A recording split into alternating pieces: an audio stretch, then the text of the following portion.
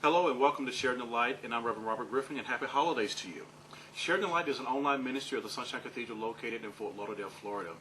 In our segment today, Reverend Durrell Watkins, who is the senior pastor of Sunshine Cathedral, will be speaking to the topic of what is progressive Christianity. So let's dig right in and get to the question, what is progressive Christianity in your opinion, Reverend Watkins?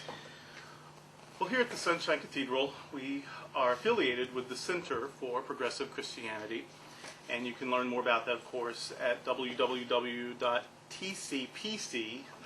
That's the Center for Progressive Christianity, tcpc.org. And the Center for Progressive Christianity gives 8 principles of progressive Christianity, and we follow those. We incorporate those into the life of our church and our teachings. And so that's the lens through which we view Christianity and the way that we promote it. So I'll just go through those 8 points, or sort of summarize them anyway, because that's who we try to be. The first thing is that as progressive Christians, we access God in a Christian context. But for us, that means through the teachings and the example of Jesus. Now, some traditions ask you to think certain things about Jesus, believe certain things about Jesus, take the miracles for something that actually literally happened, or believe something about the way he was born, or about his divine nature, or whatever. And so you have to have some sort of belief about the metaphysical nature of Jesus. In our church, you can or you don't have to. I mean, some people do and some people don't. That's not a requirement for progressive Christians. It's allowed. It's part of the continuum of Christianity for us. And so you can believe all kinds of things about Jesus, or you can have more questions than answers. You can have more doubts than beliefs. And that's still part of being faithful in our experience of Christianity. And so what we focus on is the example of Jesus, and that was the example of love and inclusion and healing and outreach and justice. And so we focus on his example and on the teachings that we have. Of course, we only have teachings secondhand, right, but they are still pretty consistent about a message of love and inclusion and justice and hope and healing and that sort of thing. So we approach God through that example that we have in Jesus. Then beyond that, is Jesus more human for you than divine? Is Jesus equally human and divine? Is Jesus mostly mythical, sort of a psychological archetype? Do you not even know? You're still trying to sort it all out? All of that's fine, and all of those perspectives are represented in our community. And getting to question all that is a great part of it. Exactly. And so we have some people who, if you question their theology, it would look very Catholic or very Mormon or very Baptist or very Pentecostal. And then we have other people, if you really question their theology, they don't have much theology yet. Or their theology looks sort of Unitarian, or it looks sort of liberal Protestant, or it looks New Thought.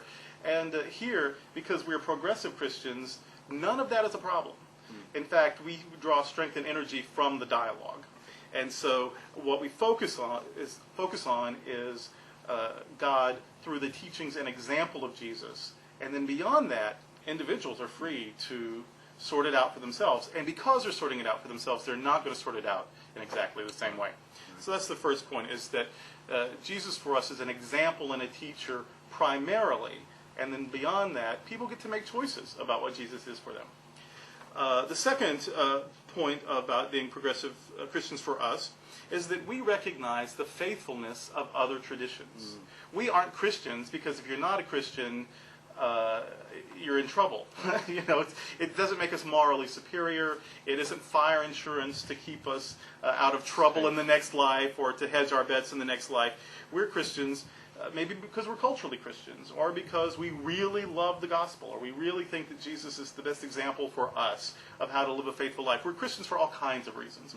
But just like we are Christians for those reasons, people are Hindu for various very good reasons, or they're Buddhist for very good reasons, or they're Muslim, or they're whatever. And so we don't denigrate those other traditions. In fact, sometimes the wisdom of those traditions complements and supports the wisdom of our own. And so we may have in our church services, not every week, but some weeks, we'll have readings from other traditions or even from contemporary sources because they support the message of the gospel. Because the truth is universal, even though the way it's expressed in its particulars is very diverse throughout the world. And so we recognize the faithfulness of other traditions rather than claiming superiority over them. The third part about being progressive Christians is that we view communion differently than some Christians do.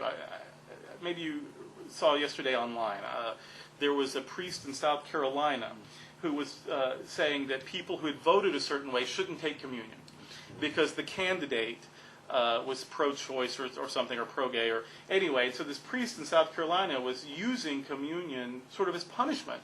That if you supported a political candidate that this person didn't agree with, then you shouldn't take communion until you had had some sort of reconciliation. Right. So you had made confession and confessed that you'd made this horrible mistake. Right.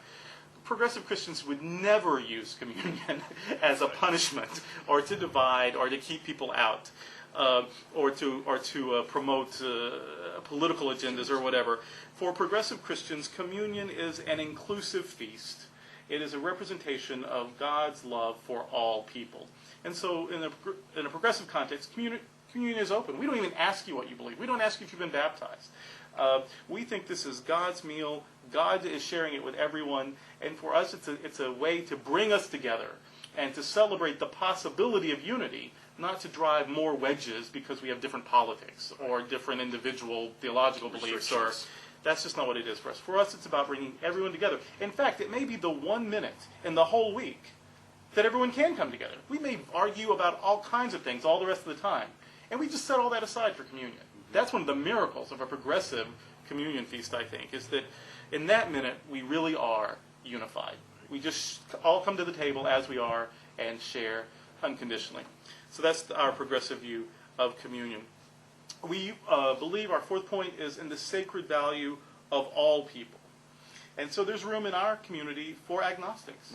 There's room in our community for interreligious, interfaith couples.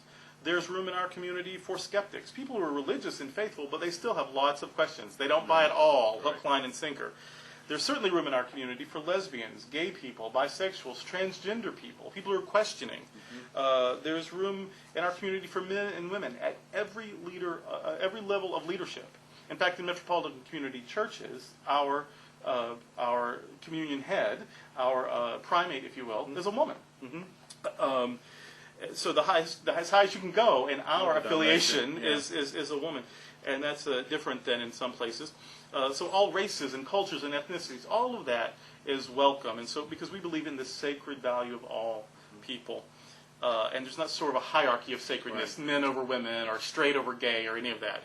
We believe in the sacred value of all people. We also believe that how we behave toward one another is more important than what we say we believe, because what we really believe is expressed in our behavior. We believe there is more grace in the search than in certainty, because certainty can become sort of abusive and exclusive. So we really value the questions more than the answers. We believe that we're called to justice and peacemaking, to environmental protection, and to caring for those in need. We think those are core Christian values. And we believe in the resistance of oppression and in the renunciation of privilege, which is what all this is about. So those are the 8 points, and it sort of boils down, in my view, to the golden rule and to the great commandment, that we're just trying to treat others the way we'd like to be treated, and we're just trying to love others as we love ourselves. And so that's what we mean by progressive Christianity, that it's a Christianity based on relationship and on searching rather than on rules and on exclusion. Right. Well, I want to thank you for joining us today here at Sharing the Light, and I want to thank you for being with us. And if you have any questions or comments, please feel free to write to me at Robert at Sunshine Cathedral, or visit our website at www.sunshinecathedral.org. And now for our final word from Pastor Watkins. I just want to invite you, if you're ever in the area, to join us for our 9 a.m. or 10:30 a.m. worship services on Sundays here at 1480 Southwest 9th Avenue. You can also make donations online or send them in. You can send prayer requests. We're always happy to hear from you. And I also want to remind you that on December the 24th, Christmas Eve, we're going to have 3 services here, Christmas celebration services right here at the Sunshine Cathedral. They'll be at 7:30 p.m., 9 p.m., and 10:30 p.m. that night. And so we hope you will join us on Christmas Eve. Thank you for joining us here on Sharing the Light.